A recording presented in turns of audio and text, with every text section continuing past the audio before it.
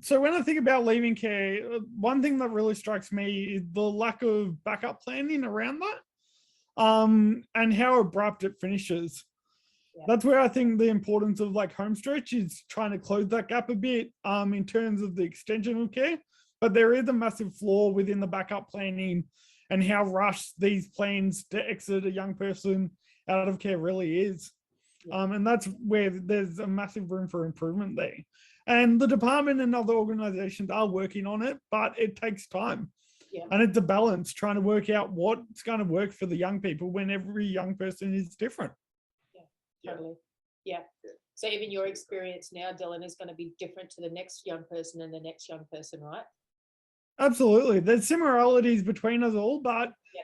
at the end of the day, like it's all going to be different in one way or another. Yeah. Yeah. And what do you think would be the common thread within like young people that have left care? If there was one common thread, what would that be? There's a lot of fear when it comes to exiting care. It's seen as a doomsday. It's very daunting. Yep. And that seems to be a common practice across every young person approaching that age. Yeah. And yeah, it shouldn't. Like, you should be celebrating that you're an adult, that you're starting to get those freedoms, that you're starting to be allowed to live your life how you want and have that control.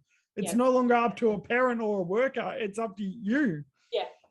But instead, they're fearful of going out on their own, which is understandable. It's scary, but the difference between a family and exiting from care is all your support stops. If you're in a family, you're able to call on someone to help you with that transition. Yeah. Out of home care, the system just stops and that's it. You're on your own. Yeah. That's right. There is nothing. There's no one helping you. We just keep. There's no safety net. There's no safety net. Yeah. So, just in closing, thank you again, Dylan, so much for speaking to us today. So appreciate it and really appreciate it. And just in closing, I'm saying to those listeners out there that could your voice be what's missing from the leaving care system? And perhaps you, like Dylan, as you heard today, you've wanted to speak up before, or you've wanted to do something in that space, and you're just not sure how to take the next step exactly. So I'm not saying we're the only step, but we're one of the steps, starting Thrive Peer Coaching in 2022. There's lots of twos in there.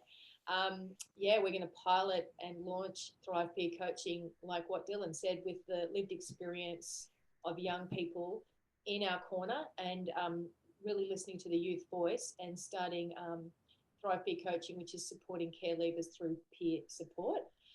So I just encourage you to get in touch with us by email or on our website, thrivepeercoaching.com.au. We're also going to have Dylan's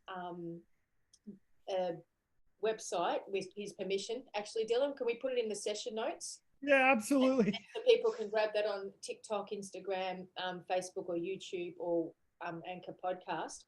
Yeah. We'll put that in our session notes, as well as thrivepeercoaching.com.au. And we want to wish you all the best for this Sunday. Have a fantastic Sunday. Yeah. And it's bye until next Sunday from us. And Dylan, thank you so much. We'll be in touch soon. No worries. Thanks for having me. Take care.